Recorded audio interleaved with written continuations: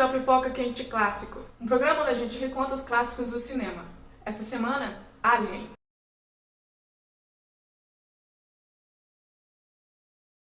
Alien foi um dos primeiros filmes a criar a premissa de mulheres fortes no cinema. Claro que antes a gente tinha Bette Davis e tudo mais. O primeiro filme não enfoca tanto no conceito de mulheres fortes, mas quando você chega no segundo, com James Cameron, você tem um dos melhores filmes de ficção científica e terror de todos os tempos.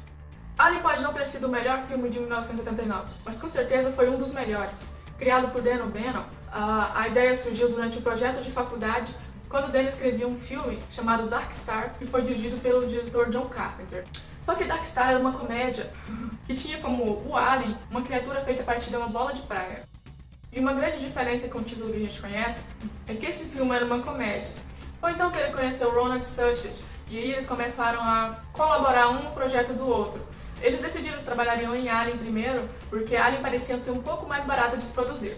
Na verdade, naquela época ainda não se chamava Alien, e Dan estava trabalhando num roteiro chamado Memory. Esse roteiro não chegou exatamente a ser o filme Alien, mas ele se tornou aquela introdução onde os astronautas acordam e descobrem que a nave mudou de curso, e aí eles estão no outro planeta. Isso aí. Nesse meio tempo, Dan foi trabalhar num projeto diferente chamado Dune, em Paris. Foi lá que ele conheceu os artistas Chris Foss e G.H. Geiger, que viriam a fazer parte do filme original de 1979. Dan ficou fascinado com a arte dos dois. Ambas eram sombrias e pareciam combinar exatamente com o que ele queria para o filme. Para vocês terem uma ideia, G.H. Geiger foi quem criou o design de todo o personagem do Alien, além também daquele filme chamado A Experiência. Mas infelizmente Dune não deu certo e o Dan teve que voltar para Los Angeles. Sem muita grana, ele dormiu no sofá do Ronald Suchet. E foi aí que ele começou a realmente botar um pouco mais de fé no seu projeto do Alien e escrever de verdade. Então o roteiro foi finalizado e eles tinham que procurar uma produtora. Depois de apresentar para algumas, eles acabaram fechando o negócio com a Brandywine, que era uma empresa nova na época, através de um amigo em comum, eu acho. Então o roteiro passou para as mãos de Walter Hill, David Giller e Gordon Carroll. Com o roteiro em mãos, Walter Hill e a equipe da Brandywine fizeram algumas mudanças bem significativas no roteiro. Por exemplo, o personagem Ash não existia. Ripley não existia. Na verdade, ele era um homem. Para cortar custos, ele acabou virando uma mulher. Ponto pra nós. Mas não pensem que foi muito fácil conseguir que o filme fosse produzido e distribuído. O roteiro estava nas mãos da Brandywine, mas ainda não havia uma distribuidora. Para a sorte de Dan e Ronald Suchet, a Brandywine era um pouquinho próxima, pensei na palavra em inglês, próxima da 20th Century Fox. Mas eles não simplesmente disseram, ok, vamos fazer Alien. Eles queriam um filme de naves, espaço e etc.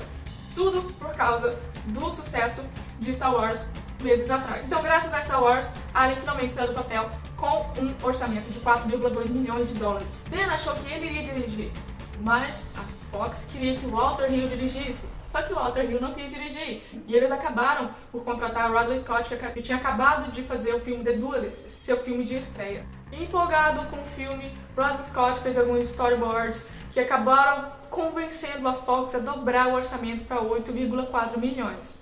Como eu disse antes, Ripley era um homem. No roteiro de Dan O'Bannon, os personagens eram homens, sei lá, tudo igual, todos iguais. E aí, Walter Hill e a sua trupe fez essa diferença. Eles queriam gastar menos, óbvio, por causa do orçamento apertado do filme, e eles acabaram contratando uma mulher. Falando de uma das mudanças do roteiro, a nave, que originalmente agora se chama Nostromo, se chamava Snark. O filme se chamava Star Beast, ou seja, Dan O'Bannon começou a rever seu roteiro e percebeu que a palavra Alien se repetia muitas vezes no roteiro. E ele pensou, vamos ser aliens, certo? Uma coisinha interessante, Meryl Streep recusou o papel de Ripley em Alien. Mas eu não vejo isso como um ponto negativo, afinal Sigourney Weaver simplesmente arrasa desse personagem.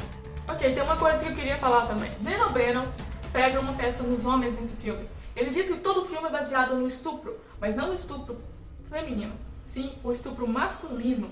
Você pode perceber no modo como o facehugger ataca, na cabeça do Alien e em outras coisinhas do filme que eu vou mostrar em imagens. O Alien de 1979 foi o início de uma quadrilogia clássica no cinema. Embora tenha sido criado para competir ou alcançar o mesmo sucesso de Star Wars, o primeiro filme não foi tão bom. Não é tão bom, pelo menos não para essa época. Naquela época ele teve bastante sucesso.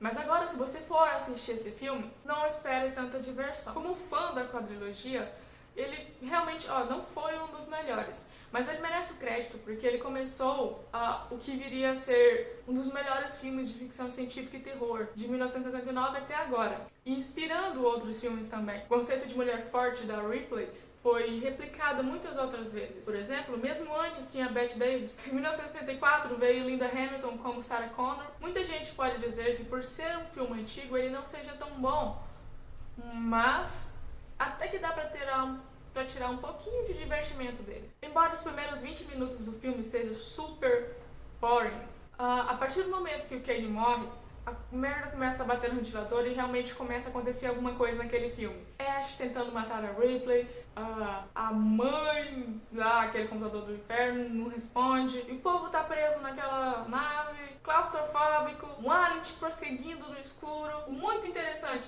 vou lembrar disso. O Ridley Scott, ele não deixou os atores verem o alien, ele colocou os atores lá e de repente via o alien e realmente assustava os atores. Então, todas as reações foram genuínas.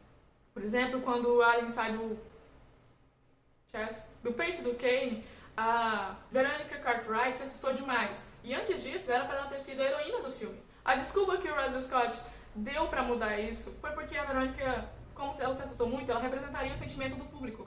Que provavelmente é verdade. Então, mesmo Alien não sendo o melhor filme da quadrilogia, eu acredito que você pode ainda assim apreciar, mesmo porque se você assistiu Alien 2, 3 ou 4, você com certeza vai querer saber como essa saga se iniciou. Então bora lá, pega sua pipoca quente, bora assistir Alien. Porque a partir do momento que você vira o primeiro filme, você vai querer ver o segundo. O segundo foi um dos melhores filmes já criados. Então, o 3 não foi lá essas coisas. O 4 se redime. Alien vs Predador 1, ok. Alien vs Predador Hacking, uma merda. Mas, ainda assim, como fã de Alien, eu altamente recomendo essa série. Cinesérie. Infelizmente, Dan O'Bannon morreu aos 63 anos, em Los Angeles, no dia 17 de dezembro de 2009. Foi graças a ele que eu e muitas outras pessoas que são fãs de Alien tiveram a oportunidade de apreciar essa cinesérie. Meus agradecimentos ao Dan, mesmo que ele não esteja presente. Esse foi o Pipoca Quente Clássicos. Eu ainda tô aprendendo a fazer algumas paradas aí, falar com a câmera. Mas se você gostou e quer continuar vendo, dê um joinha nesse vídeo, compartilha, se inscreve no canal para ver mais. Recadinho, esse mês vai começar American Horror Story e The Walking Dead. Eu vou fazer um vídeo para cada episódio, simplesmente porque são minhas duas séries favoritas de terror, suspense, sei lá. Então, fica ligado no canal e até mais.